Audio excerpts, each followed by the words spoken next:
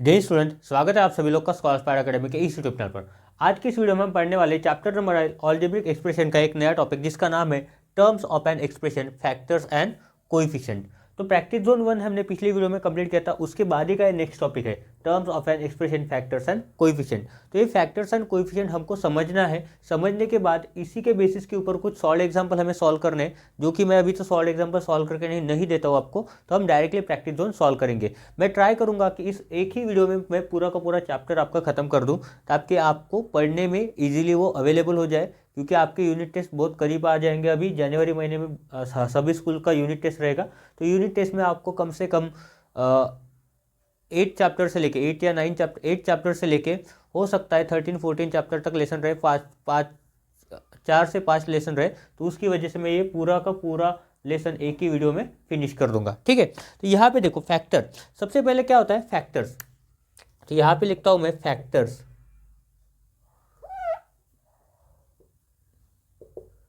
Factors, तो factors का definition आपको बुक में दिया है। फैक्टर का डेफिनेशन क्या बोला है? Factor is a mathematical terminology you have already familiar with. For example, जैसे मैं फैक्टर का एक एग्जांपल बताता हूँ। फॉर एग्जांपल, एक नंबर है, ये एक नंबर है 15।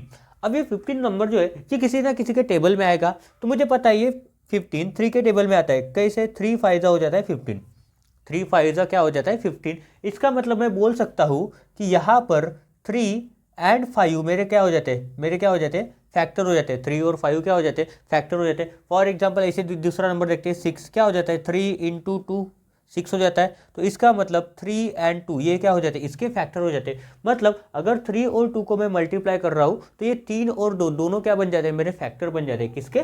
6 के। उसके बाद क्या बोला है? कोएफिशिएंट। कोएफिशिएंट, अब कोएफिशिएंट क्या होता है? कोएफिशिएंट का ऐसा कोई प्रॉपर डेफिनेशन तो नहीं होता है, फिर भी मैं बता देता हूँ। कोएफिशिएंट क्या होता है? Coefficient is an algebraic term. ये क्या होता है? एक अलजेब्रिक टर्म होता है। The numerical factor of an of a term is called coefficient. किसी भी टर्म का जो भी न्यूमरल होता है, किसी भी टर्म का जो भी न्यूमरल होता है, उसी को बोला जाता है कोएफिशिएंट। फॉर एग्जाम्पल, यहाँ पे मैं एग्जाम्पल समझाता हूँ। यहाँ पे उन्होंने एग्जाम्पल दिया है 7x स्क्वायर वाई, ठीक है। ये एक क्या है? ये एक टर्म है। ये क्या है? ये एक टर्म है, ठीक है। ये एक टर्म है। तो इसका कोएफिशिएंट क्या हो जाएगा? इसका कोएफिशिएंट होगा, इसका कोएफिशिएंट क्या है? एक्स स्क्वायर वाई को छोड़ दिए, क्या है? ये वेरिएबल्स है। वेरिएबल के साथ जो न्यूमरेटर लगा हुआ है उसको बोलते हैं कोएफिशिएंट। तो जिस किसी भी टर्म के साथ वेरिएबल है, जिस किसी की टर्म में वेरिएबल है, उसके साथ जो न्यूमरेटर होता है वो होता है उसका कोएफिशिएंट। फॉर एग्जांपल, अगर मैं यहाँ पे लिखता हूँ सिर्फ एक्स, तो इसका कोएफिशिएंट क्या होगा? इसके साथ कुछ भी नहीं होता है, मतलब हमेशा 1 होता है, तो इसका कोएफिशिएंट होगा 1। हमेशा इसका कोएफिशिएंट होगा 1, ठीक है। अभी इसके बाद हम एग्जांपल समझते हैं। तो पहले वाले एग्जांपल में पढ़ता हूँ और पहला वाला एग्जांपल हम ट्राई करते हैं, उसके बाद मैं डायरेक्टली आपको प्रैक्टिस जोन 2 सॉल्व करके दे दूंगा, ठीक है। तो देखो, पहले वाले एग्जांपल में क्या बोला है? यहाँ पे draw tree diagram to represent terms and factors of the following of the algebraic expression 9xyz plus y, ठीक है। तो ये हमारा एग्जाम्पल 1 है, जिसका मैं आंसर देने वाला हूँ 9xyz प्लस 7y। इसका हमें क्या करना है? ट्री डायग्राम ड्रॉ करना है, जिसमें क्या करना है? फैक्टर्स और टर्म्स रिप्रेजेंट करना है। तो सबसे पहले तो लिखेंगे एक्सप्रेशन। एक्सप्रेशन क्या है हमारा? 9xyz प्लस 7 है, ठीक है। इसके बाद इसमें होते हैं टर्म्स, ठीक है, इसमें होते हैं टर्म्स।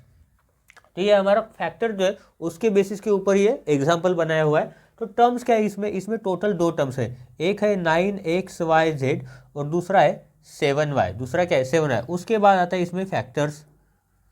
तो इसमें कितने फैक्टर्स होंगे ये भी देखते हैं, ठीक है। 9 के फैक्टर्स क्या हो जाएंगे? मुझे पता है 3 इंटू 3 करूंगा तो ये मेरे फैक्टर्स बन जाएंगे 3 के। तो ये क्या आएंगे? 3 और 3। उसके बाद x y और z, ये भी तो मल्टीप्लिकेशन में है, तो ये भी क्या हो जाएंगे? ये भी फैक्टर हो जाएंगे हमारे लिए।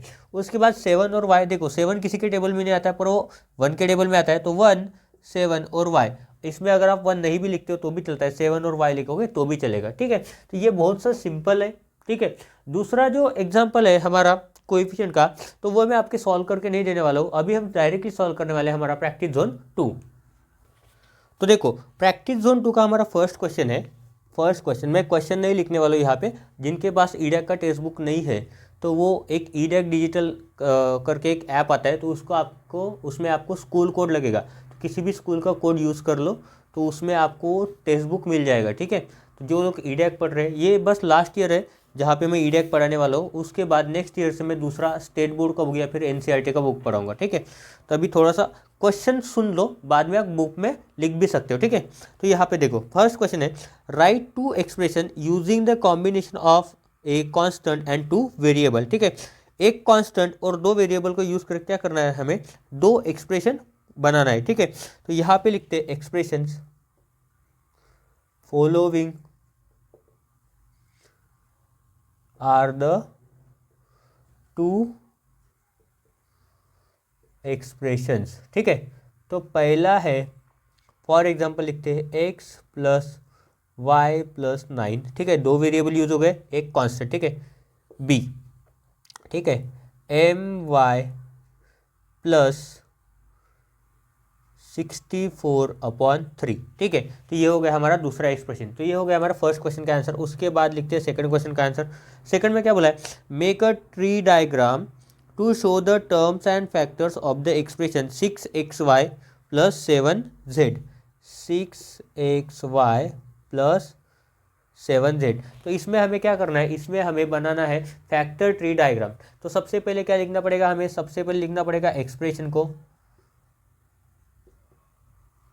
सबसे पहले लिखेंगे एक्सप्रेशन। एक्सप्रेशन क्या है अपना 6xy प्लस 7z, ठीक है। अभी उसके बाद क्या आता है, उसके बाद सबसे पहले लिखेंगे इसमें टर्म्स। तो टर्म्स क्या है, टर्म्स है 6xy और दूसरा टर्म है 7z। अगर यहाँ पे माइनस होता तो माइनस में टर्म के साथ लगाना, ठीक है। उसके बाद है अभी यहाँ पे फैक्टर्स। तो फैक्टर्स को कैसे करेंगे, देखो 6 के फैक्टर क्या होते हैं, 2 3 जा, तो ये 2 और 3 क्या हो जाएगा फैक्टर। अभी बचा क्या, ये x और ये y। तो वेरिएबल को अकेला नहीं छोड़ना है, वेरिएबल भी फैक्टर्स में ही आता है, ठीक है, बस उनका फिक्स वैल्यू नहीं है।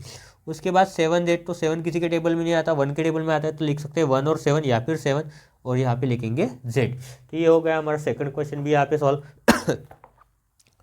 थर्ड क्वेश्चन देखते हैं। थर्ड क्वेश्चन में भी उन्होंने क्या बोला है, make a tree diagram to show terms and factors of the expression. तो ये भी मैं सॉल्व करके देता हूँ। तो एक्सप्रेशन है हमारा 16x² प्लस 9x। तो इसके भी क्या करना है, हमें terms and factors find out करना है और क्या बनाना है, ट्री डायग्राम इसका बनाना है, ठीक है। तो यहाँ पे लिखते हैं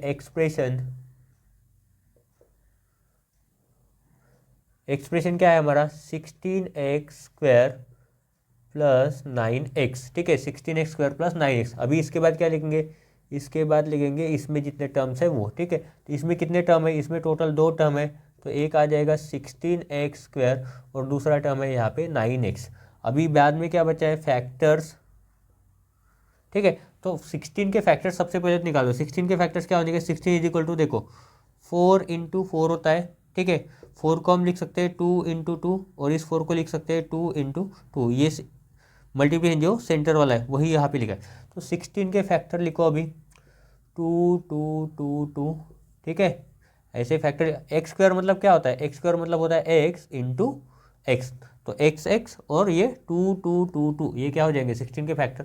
सिमिलरली 9 के फैक्टर क्या आ जाएंगे, ये 3 3 9 और ये x, ये हो जाएंगे हमारे 9x के फैक्टर, ठीक है। तो यहाँ पे ये थोड़ा सा इम्पोर्टेंट है, तो इसको आप अपने बुक में लिख लो। बहुत सारे स्टूडेंट 16 के फैक्टर लिखने में यहाँ पे मिस्टेक कर देते हैं, ठीक है। तो यहाँ पे अभी मैं रब कर देता हूँ, वीडियो में आएगा वो, ठीक है। उसके बाद देखो, उसके बाद है फोर्थ क्वेश्चन जो कि इस प्रैक्टिस जोन 2 का लास्ट क्वेश्चन है, ठीक है। तो देखो लास्ट क्वेश्चन में क्या बोला है, right the coefficients of x in the following expression. तो यहाँ पे सबसे पहले लिखते हैं a वाला 4px प्लस 7। उसमें क्या बोला है, जो भी x है, वेरिएबल x है, उसका सिर्फ कोएफिशिएंट लिखना है। तो यहाँ पे लिखते हैं coefficient of x is equal to, या फिर कोएफिशिएंट ऑफ x इज, ठीक है, ऐसे लिखेंगे कोएफिशिएंट ऑफ 4px इज, किसके रिस्पेक्ट में बोला है, x के। तो कोएफिशिएंट क्या आएगा 4p, उस वेरिएबल को छोड़ दो, बचा वाला जो होगा वो आपका कोएफिशिएंट हो जाएगा। उसके बाद है b वाला, ठीक है। b वाले में देखो क्या बोला है, 6y माइनस 12y² x ठीक है। तो यहाँ पे क्या हो जाएगा, coefficient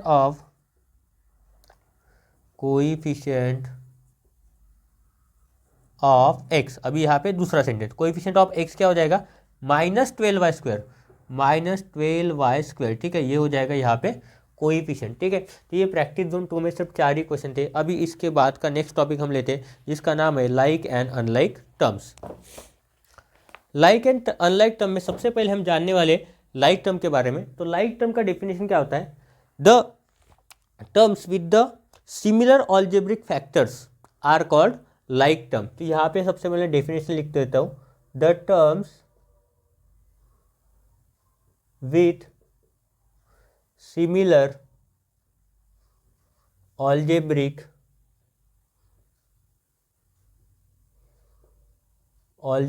factors are called like terms, ठीक है। तो किसी भी एक्सप्रेशन में जो टर्म्स दिए होते हैं, उसमें अगर किसी भी टर्म में अलजेब्रिक फैक्टर अगर उसके सेम है, सिमिलर दिखते हैं, तो उसे बोला जाता है लाइक टर्म्स। एग्जाम्पल यहाँ पे बता देता हूँ, for example 3x and 7x, ठीक है। तो यहाँ पे देखो, ये ब्रांड जो है x, ये दोनों में सेम रहने चाहिए, ब्रांड सेम रहने चाहिए, ठीक है। हम पार्ले जी का बिस्किट अगर हम काउंट कर ले, पार्ले जी की बिस्किट पैकेट हम काउंट कर रहे हैं, तो उसमें हम कोई दूसरा बिस्किट पैकेट मिक्स नहीं कर सकते। अगर मिक्स कर देंगे तो टोटल होगा 2 तरह के बिस्किट के पैकेट का, ठीक है। सपोज पार्ले जी को हम पी से डिनोट करते हैं और मोनाको को हम एम से डिनोट करते हैं, तो इसका टोटल अगर 70 है, तो पार्ले जी हमने सेपरेट काउंट किया, मोनाको हमने सेपरेट काउंट किया, दोनों को ऐड करने के बाद 70 आए। पर वो पार्ले जी में मोनाको ऐड नहीं किया है और मोनाको में हमने पार्ले जी ऐड नहीं किया है, तो हम क्या करते हैं, सिर्फ पार्ले जी काउंट करते टाइम सिर्फ पार्ले जी वाली ही पैकेट ऐड करते हैं, उनको ही काउंट करते हैं, तो उसी को बोला जाता है। अगर सेम ब्रांड दिख रहा है आपको, तो वो हो जाता है लाइक टर्म, मतलब उसको हम काउंट कर सकते हैं। जैसे क्लास में अगर पूछा नंबर ऑफ गर्ल्स कितने हैं, तो नंबर ऑफ गर्ल्स काउंट करने के टाइम पे आप बॉयज़ को काउंट नहीं करोगे, या फिर अगर आपको टीचर ने बोला है कि नंबर ऑफ बॉयज़ काउंट करो, तो आप मिक्स नहीं करोगे। नंबर ऑफ बॉयज़ में आप गर्ल्स को मिक्स नहीं करोगे, बॉयज़ में बॉयज़ को काउंट करोगे, गर्ल्स में गर्ल्स को काउंट करोगे। अगर गलती से तुमने बॉयज़ में गर्ल्स को काउंट कर लिया है, तो वो पूरा स्कूल उसे चिढ़ाएगा, एटलीस्ट उस क्लास में जितने भी स्टूडेंट है वो सब उसको चिढ़ाएंगे, ठीक है। तो ऐसा होता है ये लाइक टर्म, ठीक है।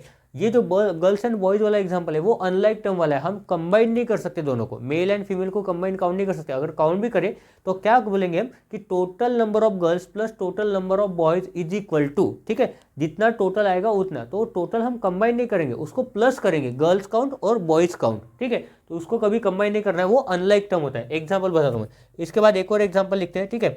जैसे हो गया -5x² एंड 99x², ठीक है। अभी इसमें ये नहीं सोचना है ये माइनस है ये प्लस है, x² है तो यहाँ पे भी x² चाहिए, सेम ब्रांड होना मांगता अपने को, ठीक है, बाकी कुछ नहीं। उसके बाद देखो unlike terms,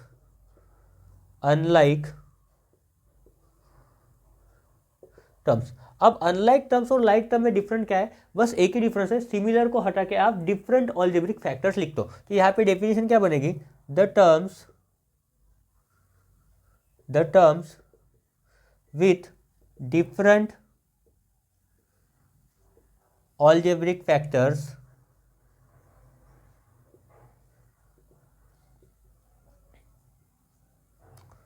are called unlike terms।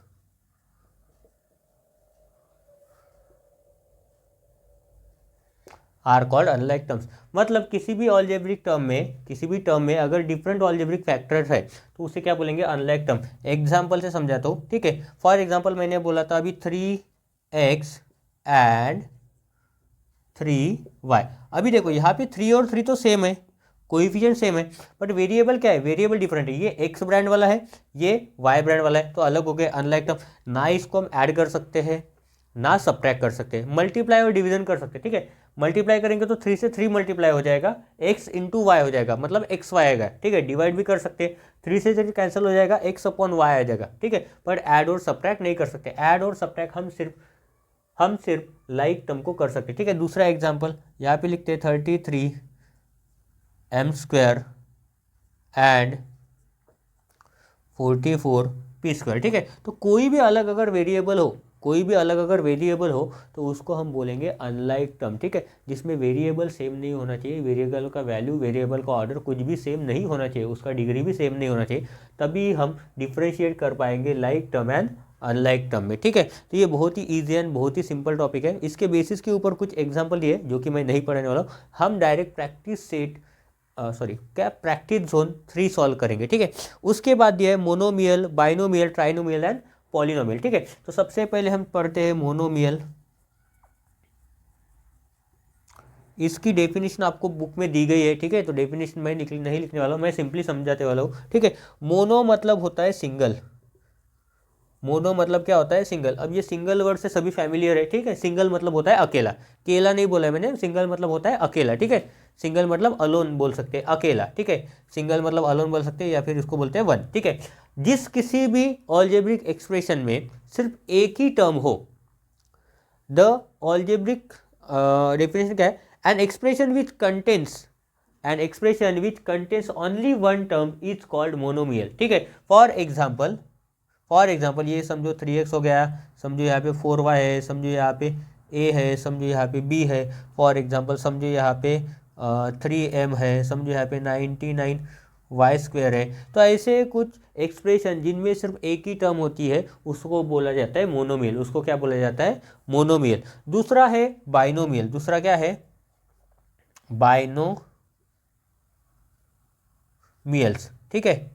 Bye का मतलब होता है टू, बाय का मतलब होता है टू, मतलब N expression which contains two unlike term, क्या बोला है मैंने, दो अनलाइक टर्म। जिस एक्सप्रेशन में दो अनलाइक टर्म होते हैं उसको बोला जाता है बाइनोमियल, ठीक है, उसको बोला जाता है बाइनोमियल, ठीक है। अभी एग्जांपल नहीं दे सकता हूँ, ठीक है, आप बहुत छोटे बच्चों ने तो ऐसे ऐसे एग्जांपल दे दूंगा कि आपका वीडियो बहुत ही इंटरेस्टिंग बन जाए, ठीक है।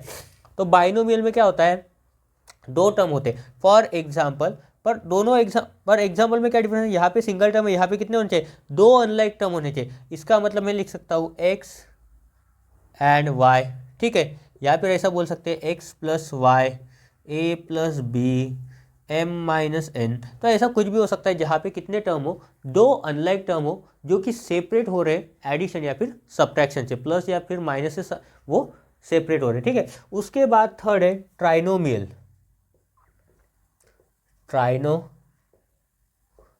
ठीक है। ट्राइनोमियल मतलब क्या होता है, ट्राई मतलब क्या होता है, ट्राई मतलब होता है यहाँ पे थ्री, ट्राई मतलब क्या होता है थ्री।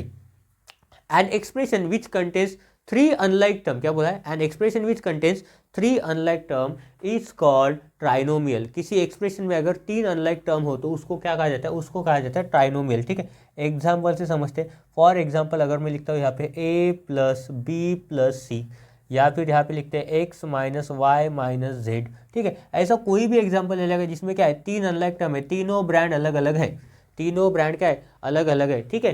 तीनों दोस्त है, तीनों का नेचर अलग अलग है, ठीक है। एक बस पढ़ाई करता है, एक बस दोस्तों के बारे में बात करता है, और एक पढ़ाई और दोस्त दोनों के बारे में बात करता है। तीनों का नेचर अलग है, तीनों की शक्लें अलग है, ठीक है। कोई भी जुड़वा नहीं है इसमें, बस क्या चाहिए, जुड़वा। लाइक टर्म मतलब जुड़वा, सेम दिखने वाले। अनलाइक टर्म मतलब जो जुड़वा नहीं है, जो सेम नहीं दिखते, ठीक है। उसके बाद है पॉलिनोमियल, पॉलिनोमियल। इस वर्ड को बहुत ध्यान से याद करो, ठीक है। नाइन्थ स्टैंडर्ड में पॉलिनोमियल नाम का एक पूरा का पूरा चैप्टर है, ठीक है। 9th स्टैंडर्ड में पॉलिनोमियल नाम का एक पूरा का पूरा चैप्टर है। 8th स्टैंडर्ड में भी पॉलिनोमियल्स आने वाला है, ठीक है। तो ये देखो, यहाँ पे देखो पॉलिनोमियल का definition, an expression which contains, क्या बोला है, an expression which contains one or more than क्या बोलते हैं, ठीक है। An expression which contains one or more term, an expression which contains one or more term is called polynomial. तो polynomial क्या होता है, एक या फिर उससे ज़्यादा अगर टर्म्स है, एक या फिर उससे ज़्यादा अगर टर्म्स है तो उसको बोला जाता है पॉलिनोमियल। तो इसमें एग्जांपल हम कुछ भी लिख सकते हैं। अगर ज़्यादा है मतलब ट्राई से ज़्यादा क्या हो जाएगा, 4 हो जाएगा, 3 से ज़्यादा 4 हो जाएंगे। तो यहाँ पे हम लिख सकते हैं कि वो अनलाइक टर्म होने चाहिए, पर क्या शर्त क्या है, अनलाइक होने चाहिए। यहाँ पर लिखते हैं x plus Y minus Z plus W, ठीक है। यहाँ पे 4 टर्म है, तो ये किस कैटेगरी में जाएगा, ये जाएगा पॉलिनोमियल के कैटेगरी में। किस कैटेगरी में जाएगा, ये जाएगा पूरा का पूरा हमारा पॉलिनोमियल के कैटेगरी में, ठीक है। तो अगर ये चारों डेफिनेशन आपको समझ में आ गई होगी तो इसके बाद शायद एक एग्जांपल दिया है और उसके बाद दिया है आपका प्रैक्टिस जोन 3, जिसमें सर 2 ही क्वेश्चन है, तो वो 2 क्वेश्चन शॉर्ट में हम यहीं पे सॉल्व कर लेंगे, ठीक है। तो ये लेसन बहुत ही सिंपल है, ठीक है, उससे ज़्यादा सिंपल है इसको पढ़ाना। प्रैक्टिस जोन 3, तो प्रैक्टिस जोन 3 का फर्स्ट क्वेश्चन है identify like terms in the following expression. उसने बोला है सिर्फ लाइक टर्म्स को आइडेंटिफाई करो, मतलब पहचानो, ठीक है, फर्स्ट क्वेश्चन में, ठीक है।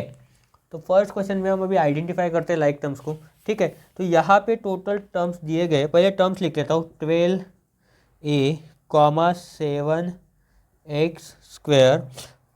PQ, 5QP, 2b, 12PQ, ZX², ठीक है।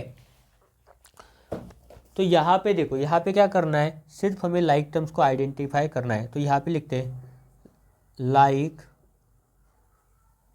टर्म्स आर, लाइक टर्म्स हमेशा पेयर में होंगे, ठीक है। यहाँ पे लाइक टर्म कितना है, देखो ये PQ है, ये भी PQ है, 1 × 2 करो या फिर 2 × 1 करो, सेम ही आएगा। तो आप QP लिखो या फिर PQ लिखो, ये सेम ही रहेगा, ठीक है। तो यहाँ पे लिखते हैं PQ, 5QP एंड ये आ जाएगा 12PQ एंड 12PQ, ठीक है। तो ये हो गया हमारा लाइक टर्म का एक पेयर, ठीक है। तो इन तीनों को साथ में लिख सकते हो या फिर 2-2 के पेयर बना सकते हो, PQ and 5PQ, 5PQ 12PQ and PQ and 12PQ, ऐसा पेयर भी बना सकते हो, ठीक है। इस क्वेश्चन का आंसर इतना ही है। उसके बाद देखते हैं सेकंड में क्या बोला है, classify the following into monomial, binomial and trinomial, ठीक है। क्लासीफाई करना है, तो सबसे पहले लिख देते हैं हम टर्म्स को एक वर्टिकल ऑर्डर में लिख देता हूँ मैं। यहाँ पे लिखा है 55c², उसके बाद ये आ जाएगा यहाँ पे एक्सप्रेशन, ये है एक्सप्रेशन, और यहाँ पे लिखते हैं टाइप एक्सप्रेशन, और उसका लिखते हैं यहाँ पे टाइप, ताकि आपको अच्छे से समझ जाए। 18c + 7d + 6, उसके बाद 60 + 9a - 12t, उसके बाद है x y + yz + zx, ठीक है। तो इसको भी सॉल्व कर लेते हैं अभी इसी वीडियो में। देखो पहले में एक ही टर्म है, तो ये क्या आ जाएगा, मोनोमियल। यहाँ पे देखो 1 2 3, तो ये क्या आ जाएगा, ट्राइनोमियल, ठीक है, ट्राइनोमियल। यहाँ पे देखो, यहाँ पे टी है, यहाँ पे टी है, मतलब 2 लाइक टर्म हो गए और एक क्या हो गए, एक अनलाइक टर्म, मतलब ये एक ही टर्म हो गई और ये दूसरी, इसका मतलब ये क्या हो जाएगा, बाइनोमियल। और यहाँ पे देखो X Y, Y Z, Z X, तीनों अलग अलग है, तो ये क्या हो जाएगा, ये हो जाएगा ट्राइनोमियल, ठीक है। तो यहाँ पे हमारा प्रैक्टिस जोन 3 भी खत्म हो जाता है। बहुत ही शायद बड़ा प्रैक्टिस जोन था इस पूरे लेसन का, ठीक है, तो टेंशन नहीं लेना है। प्रैक्टिस जोन 4 के लिए हमें एक सेपरेट वीडियो बनाना, तो यहाँ पे मैं इस वीडियो को एंड करता हूँ, क्योंकि प्रैक्टिस जोन 4 में हमें एडिशन भी सीखना है और सब्ट्रैक्शन भी सीखना है। उसमें 2 मेथड है, ग्रुपिंग मेथड से ऐड कर सकते हैं या फिर कॉलम मेथड से, तो उसके लिए एक सेपरेट वीडियो बनाना पड़ेगा। तो यहाँ पे मैं इस वीडियो को एंड करने वाला हूँ, ठीक है। वीडियो अगर पसंद आता है तो वीडियो को लाइक करो, अपने दोस्तों के साथ शेयर करो और चैनल को सब्सक्राइब करो। थैंक यू एंड जय हिंद।